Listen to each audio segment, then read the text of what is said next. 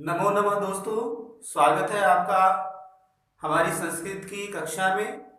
आज हम संस्कृत के बारे में जानेंगे और यह क्लास हम लेकर के आए हैं उन बच्चों के लिए जो बच्चे पहली बार संस्कृत पढ़ने जा रहे हैं।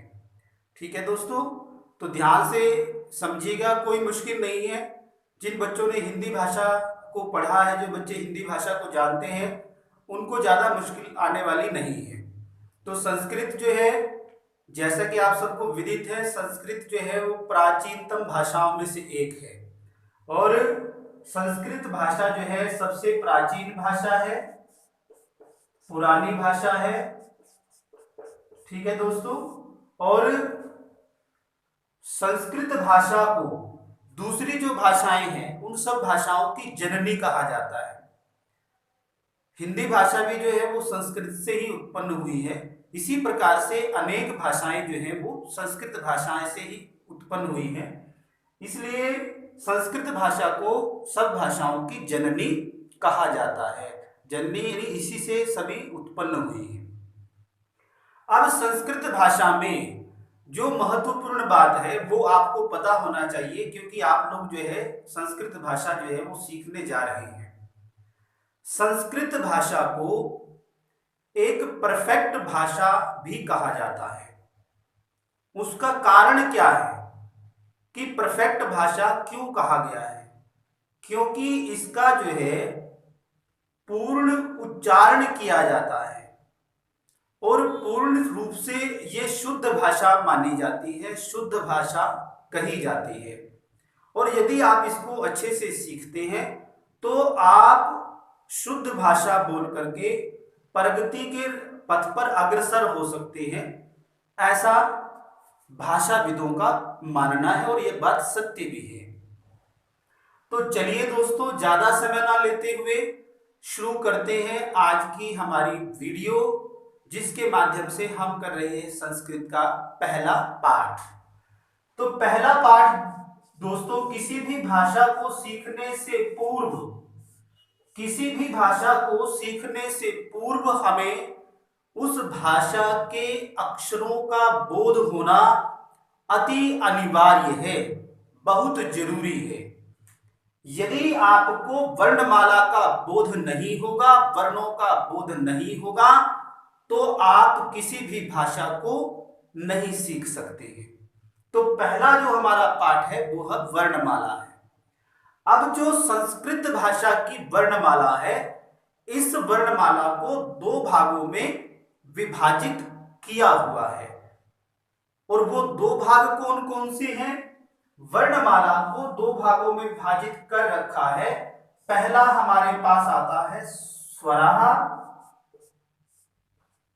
और दूसरा आता है हमारे पास व्यंजनानि।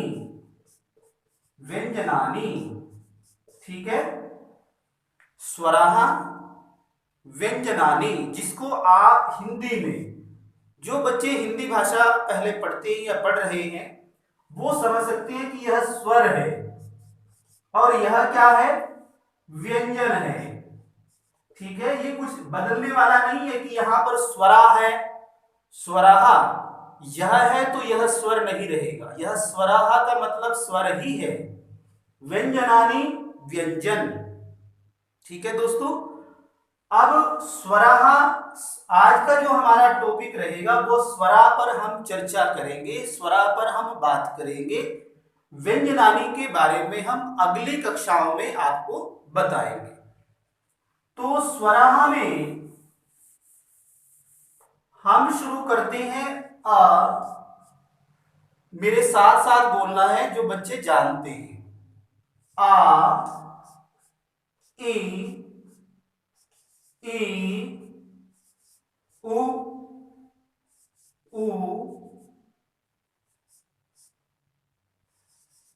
री,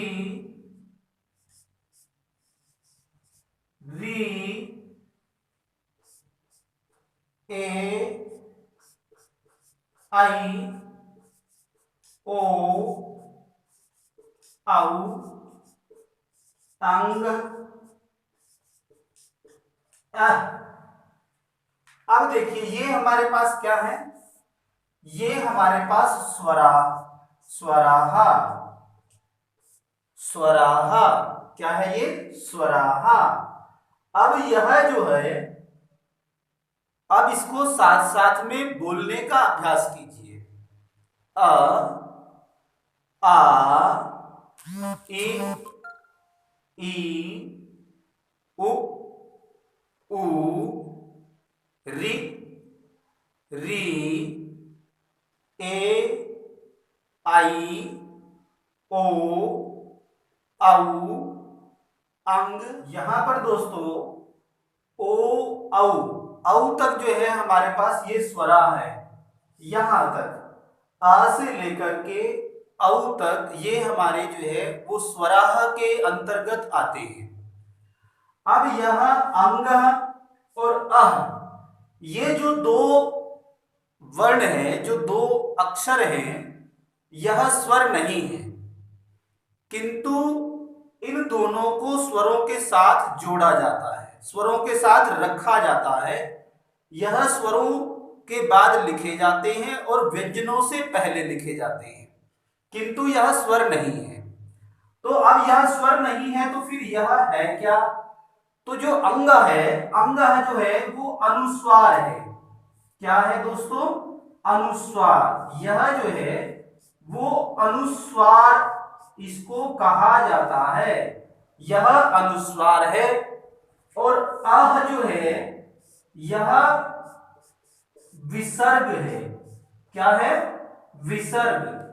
तो आ से लेकर औ तक ये हमारे पास 11 स्वर है। अब यहां पर देखने वाली बात यह है कि आपने हिंदी भाषा में जो पढ़े आ से लेकर औ तक वह 11 स्वर थे, किंतु यहां पर संस्कृत भाषा की यदि बात करें, संस्कृत भाषा व्याकरण की बात करें, तो इसमें री 2 बार आया है। आप सब देख रहे होंगे। तो ये क्या है? री है। और ये क्या है? री। री, री, दोनों में अंतर है, इस पर भी हम चर्चा करेंगे। तो यहां तक आपको समझ आ गया होगा कि आ से लेकर औ तक यह स्वरा है और अंग जो है वो अनुस्वार है और अह जो है वह विसर्ग है। ठीक है दोस्तों, अब हम जो है स्वराह के विषय में ही बात करेंगे। स्वराह के विषय में ही जानकारी जो है वो आपको दी जाएगी और इसको प्राप्त करने के पश्चात जो है आगे आप जो है संस्कृत भाषा में हम आगे जो है प्रगति कर सकते हैं भाषा सीखने में। तो चलिए दोस्तों, अब जो है इसमें जो स्वरों का जो उच्चारण है, उच्चारण की दृष्टि से स्वराह को 3 भागों में विभाजित किया गया है। विभाजित किया गया है तो वह 3 कौन कौन से हैं? सबसे पहला जो है वो है ह्रस्व स्वर।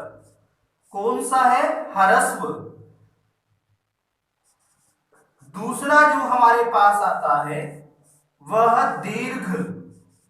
कौन सा है? दीर्घ। और तीसरा जो आता है वह है प्लुत। कौन सा है? प्लुत। ह्रस्व, दीर्घ, प्लुत। अब देखिए, अब ह्रस्व स्वर कौन सा होता है, दीर्घ स्वर कौन सा होता है और प्लुत स्वर कौन से होते हैं, इस बारे में ध्यान से सुनिएगा। ह्रस्व स्वर जिसकी मात्रा जो है वो 1 होती है, अर्थात जिसको बोलने में कम समय लगता है और उसकी जो कालावधि है वो इस प्रकार से आप लोग समझ सकते हैं, जितना समय हमारी एक पलक झपकाने में लगता है उस कालावधि को हम जो है ह्रस्व स्वर कहा जाता है, उसको ह्रस्व स्वर कहते हैं।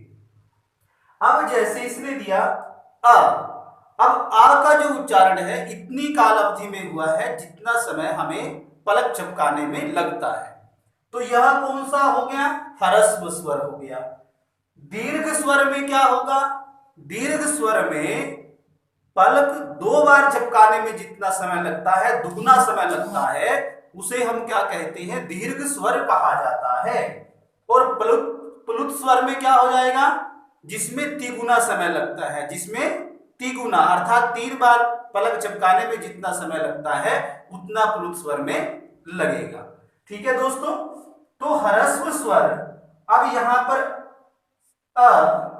ये क्या हो गया, ह्रस्व,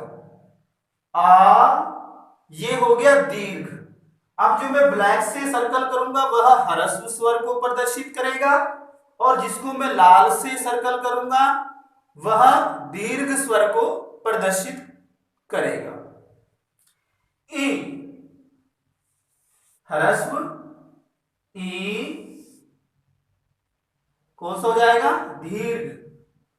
उ ह्रस्व, उ दीर्घ। रि ह्रस्व, और ये क्या हो जाएगा, दीर्घ। अब ये जो हमारे पास है 1 2 3 4 5 6 7 8 तक, इसमें ह्रस्व भी होगा, दीर्घ भी होगा और प्लुत भी हो सकता है। किंतु यह जो 4 हमारे पास हैं, ए आई ओ औ, ये चारों याद रखना, ये चारों, इन चारों में कोई भी स्वर या कोई भी वर्ण जो है वो ह्रस्व नहीं होगा, ह्रस्व नहीं होगा, इस बात का विशेष ध्यान रखें। ये दीर्घ हो सकते हैं, यह प्लुत भी हो सकते हैं, किंतु ह्रस्व नहीं हो सकते। ठीक है, इस बात का विशेष ध्यान रखिएगा। अब आता है दीर्घ स्वर। दीर्घ स्वर में आपके पास यह आ जाता है। अब आता है प्लुत स्वर। अब आप कहेंगे कि प्लुत स्वर तो यहां पर है नहीं, प्लुत स्वर जो है उसको बोलने में तिगुना समय लगता है, 3 मात्राओं का समय उसमें लगता है। उसको देखने के लिए अलग से, जैसे हमारे पास देवनागरी का 3 होता है, 3 जिसको हम कहते हैं, ठीक है, तो इसको इस प्रकार से हम प्रदर्शित करते हैं। जैसे आपने देखा होगा ओम जब हम लिखते हैं तो ओम जो है वो किस में आएगा, प्लुत स्वर में आ जाएगा। ओम क्या हो जाएगा, प्लुत स्वर में आ जाएगा। ये हमारे पास देवनागरी का क्या है, देवनागरी का क्या है दोस्तों, देवनागरी का हमारे पास ये क्या है, 3 है, और इसको हमने लगा करके इसको प्रदर्शित करने का काम करेगा, प्लुत को। किसको प्रदर्शित करने का काम करेगा, प्लुत को। ठीक है, इसी प्रकार से राम, जिसको बोलने में ज्यादा समय लगता है, उसको हम क्या कहते हैं, प्लुत स्वर। ठीक है, तो ये हमारा आज का टॉपिक था। इसके अलावा एक स्वर और होता है, संस्कृत व्याकरण में एक स्वर और होता है जो जिसको हम बोलते हैं लृ।